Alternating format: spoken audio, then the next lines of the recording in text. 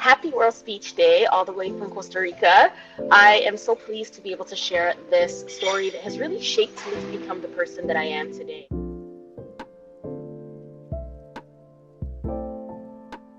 All my life, I wanted to become a lawyer, and thankfully, I actually did become a lawyer, but the journey was not as smooth as it could have been. Although my family was very proud and they were very supportive and definitely did everything they could to get me to where I am today, there were definitely naysayers that came from places that I didn't necessarily expect.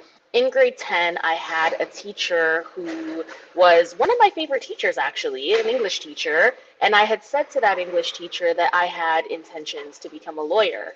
This conversation came after drafting and, presenting and submitting, rather, a very strong essay about a utopian society based on a book called The Giver, which I did receive an A for. I wrote a fantastic essay, great analysis. I was quite proud of this submission. I submitted this essay, and after some questions about whether or not I had some support writing the essay, which I had not, how did I get to the thought process that I had, what made me write it, like just conversations about it, which I was happy to engage in. And then it led to, well, what do you want to be when you grow up? So I said, I want to become a lawyer. And so I was waiting for what was typically in my experience up until that point, supportive, here's the resources you need, that kind of a conversation. But I was quite surprised when my teacher said, that's a really difficult career path. You should really think of something else. As I sat with that, I was really wondering why, I would elicit such a response. I thought to myself, let me just ask, well, why do you think I should become a lawyer? What do you think I should be instead? And the teacher said, you should probably think of something else because it's a very difficult career path. It's very difficult to become a lawyer. And I literally only know of two individuals in my life who are a lawyer, my wife and my brother. This individual happened to be not Black, not racialized, white man. And I remember it hitting me very uncomfortably.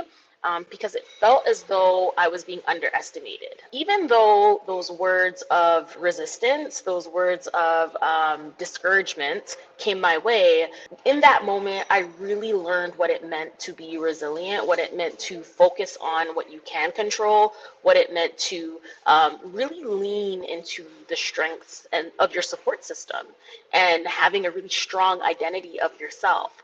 I brought that conversation back to my family. I even had a conversation with the principal at the time, who was also a Black woman.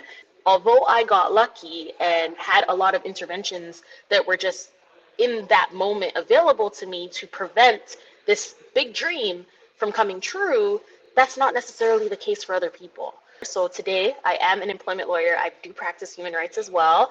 I am the co-founder of my own law firm, Alphonse Latham LLP, where we do employment law, immigration law, and now entertainment as well, and corporate training.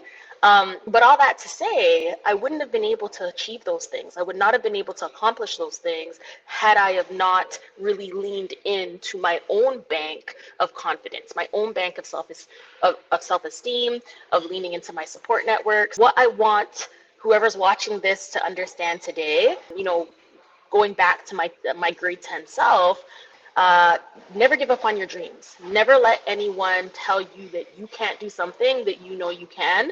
Oftentimes, it could be them projecting their own, whether it be stereotypes, negative vibes, experiences, whatever it might be. They might be projecting it onto you, and your only role is to completely ignore that and keep going steady on your path.